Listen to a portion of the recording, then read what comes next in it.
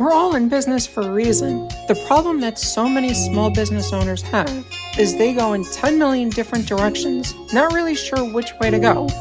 Listen as your team of experts, Jennifer Glass and Patricia Reszetylo, go through what you need in your business to really make it stand out and benefit you. Because it's the bottom line that matters.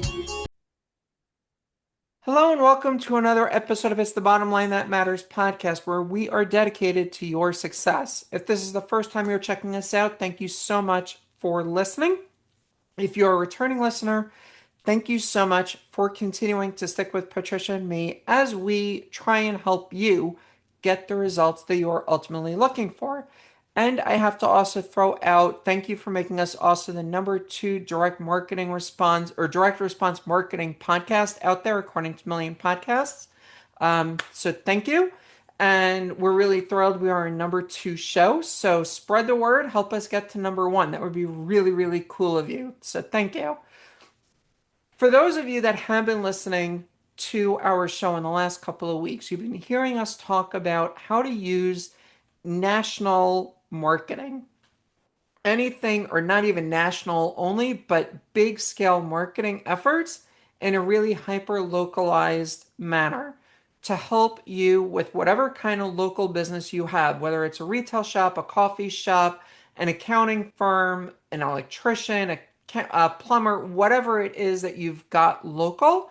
These are different things that you can potentially do in your business to really help you get some of those people who may not know about you to know about you. And if you go back over the last couple of weeks, you'll hear some of the things Patricia and I have certainly been speaking about to help you continue growing what you're doing.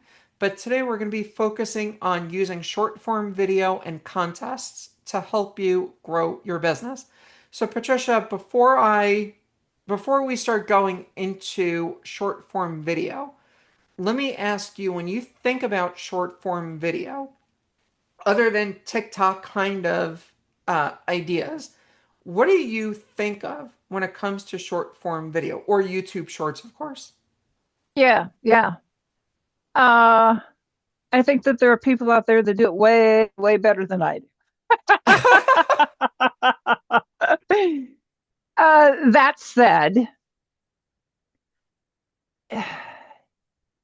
you kind of want to give a behind the scenes little piece of something. So, for example, I'm working with a partner to start a restaurant, our restaurant. We've been working on this a couple of years. And I look forward to, walking into the kitchen and showing him make something or show an exotic piece of meat that came in or something along those lines. So, Definitely showing your team, showing the product, showing the business can be a huge benefit. And one of the things I would make sure that you want to really focus on also is, and we spoke about this a couple of weeks ago with your Google business profile, share that on your Google business profile. Video is still extremely strong, and Google allows you in your profile to share images and video. So you want to go there and really be sharing that information. People who are searching can then see that when they see information about your business. So if you want your Google profile and your business to be ranking in the search engines, if you've got a local business, think about that as one of those pieces that you want to be doing. And I know that I'm kind of shooting myself in the foot because I'm not getting SEO money here, but saving you a couple of dollars too. So that's definitely one of those things you want to think about. But the other thing, Patricia, and you kind of mentioned it also, is don't be afraid to do the box openings, right? We've all yeah. seen opening up boxes on all different social media platforms.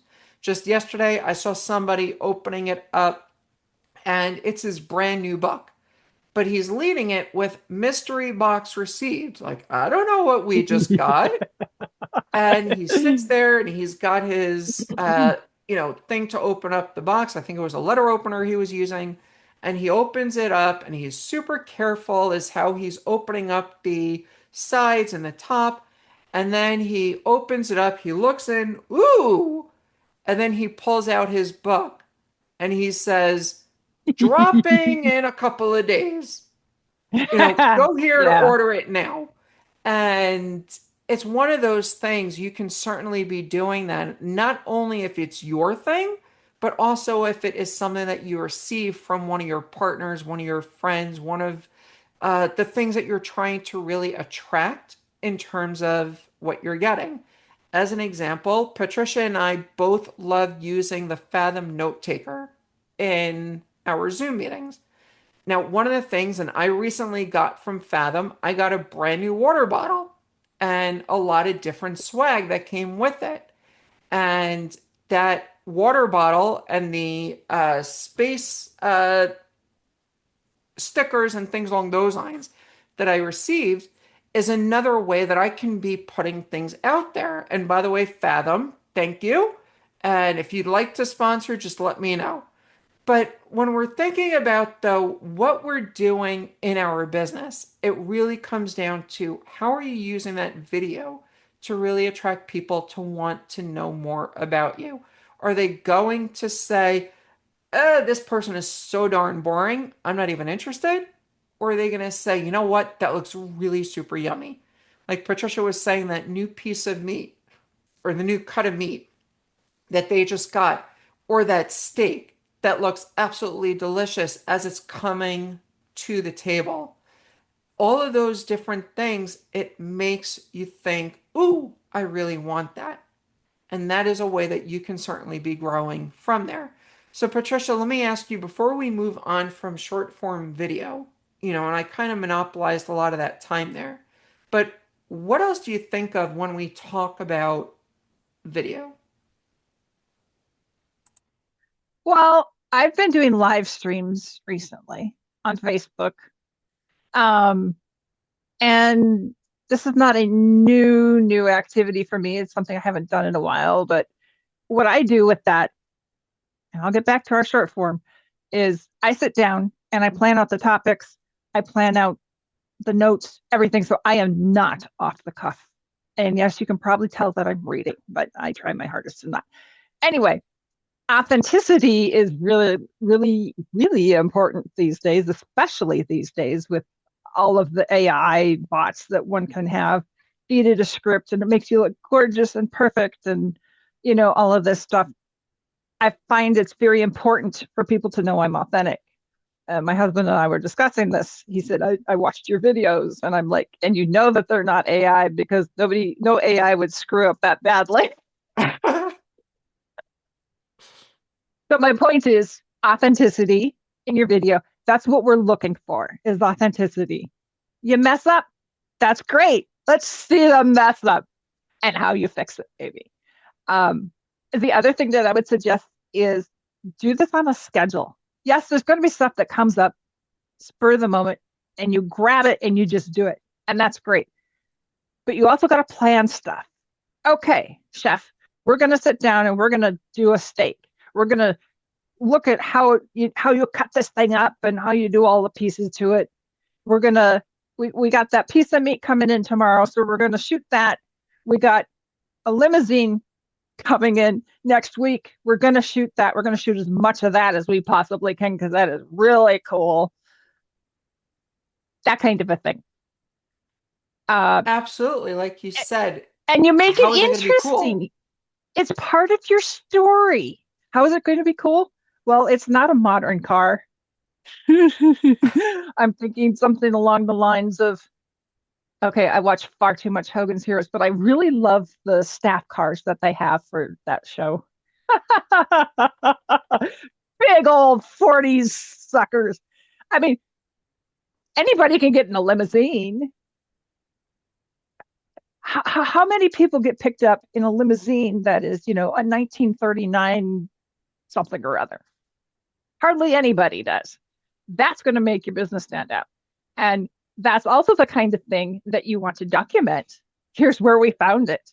Here's how we bought it. Here's how we got it up here. Here's what it looks like. Here's it. And if you have to restore it or whatever, it's just this whole thing. It's part of your story. It's part of the business's story. And so you should shoot it, you should document it, you do keep it because it's part of what makes you unique. And that ends up being newsworthy. I mean, if you had a limousine that was from 1939, that would be newsworthy, at least in my little neck of the woods. What Yeah, about yours, I Jen? know just driving here in the metro New York City region, you see some of these old cars very often on the road.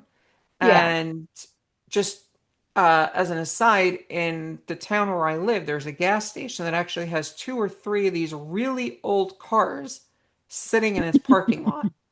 And I Yes. think it's because they bought them and they're fixing it up in their off time.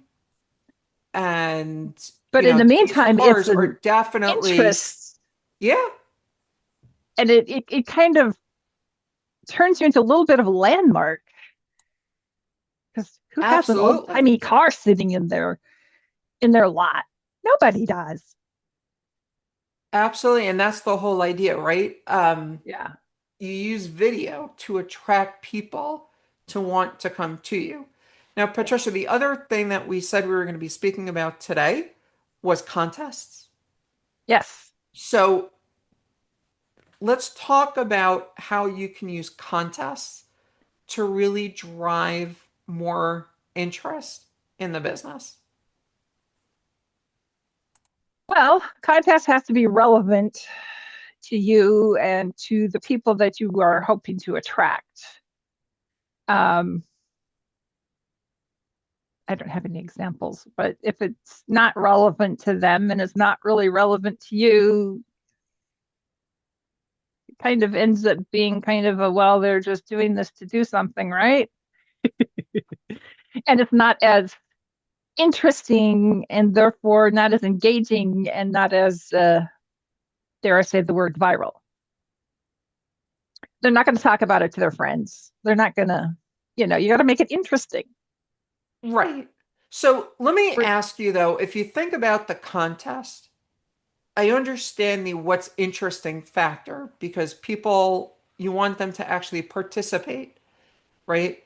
If you're putting something out there and the contest is, ooh, you're going to be getting this special thing from us, and only one out of every 200 people would have any use for it, it's probably not going to really attract the kind of value that you're yeah, ultimately looking for.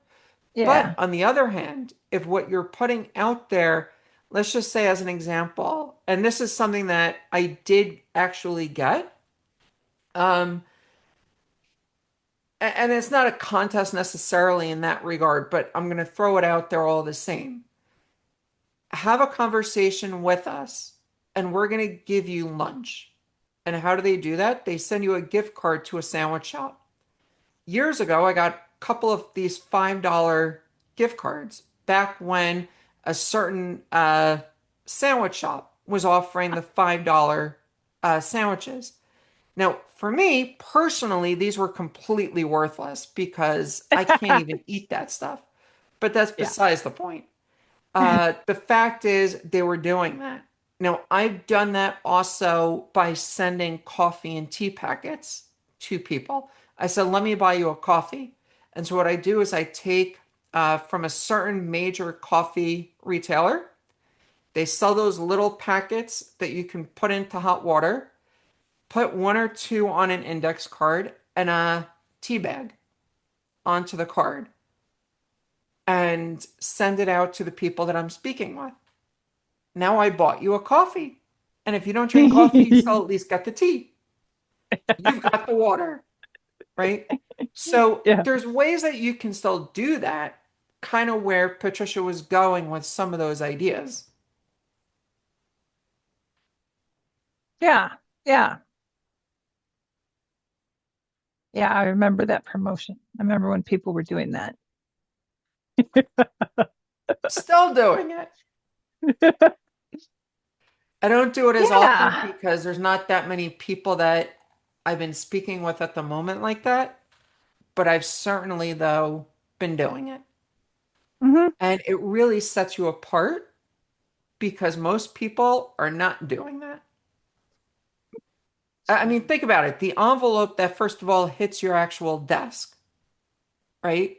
How often are you getting that physical mail piece? You Secondly, aren't.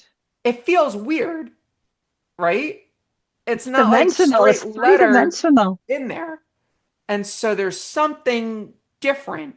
And you open it up, oh, that's what it is. And it's got the information again on the card or attached, depending how you send it. If it's on a letter or the card, whatever it may be, different ways that you can certainly work with it.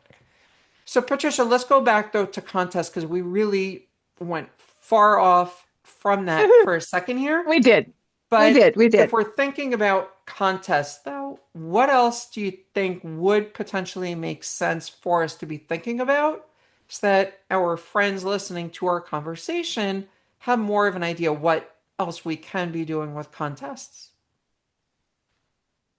Well, you can join up with other businesses that are probably non-competing with you and do kind of a scavenger hunt type of contest. So that means you have to go to each one and you got to find some certain something and either collect the thing or punch your card or card punches aren't really that interesting, but if you collect a thing and punch a card, that that's acceptable. I've been to too many events where they had a card punch and you basically just walked around and got everybody to punch your card and yeah, you got exposed to them, but it wasn't like I don't know. I felt it didn't feel I don't know, not what I would have done organically. It feels like a shortcut to me. Um, and I'm not saying don't do that, but I am saying do it in a more engaging way. Absolutely. How can it be engaging? That's the really important thing, right? Like we said, everything that we're trying to do is making it more engaging to get people to want to come in, want people to get to know about you, and ultimately to hopefully support you in some sort of way, whether it's purchasing, telling friends about you, anything along those lines. That's what we're trying to do here. So, Patricia, as we wrap up our conversation on today's session, and we've got a couple more for next time as well. But as we Yeah. wrap up our conversation, though, any final thoughts? It's, you know, getting attention, even in a really competitive market, doesn't have to be rocket science and it doesn't have to be high ticket. Just, going back to the short form uh, video, you can do things that spark interest and show off what it is that you do without having any real outlay. We all have phones these days that have cameras on them, and for the most part, that's good enough.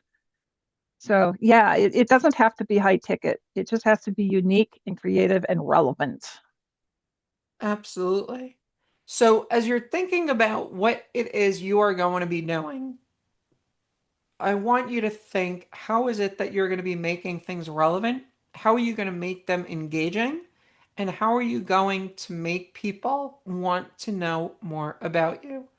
Patricia and I really hope that you are finding significant value out of these episodes, and we hope that you're going to continue checking us out. And again, thank you again for making us the number 2 direct response marketing show on Million Podcasts. Let's keep doing even more to get us to number 1, please. Thank you. So, on that note, this has been another episode of It's the Bottom Line That Matters. And until next time, here is to your success.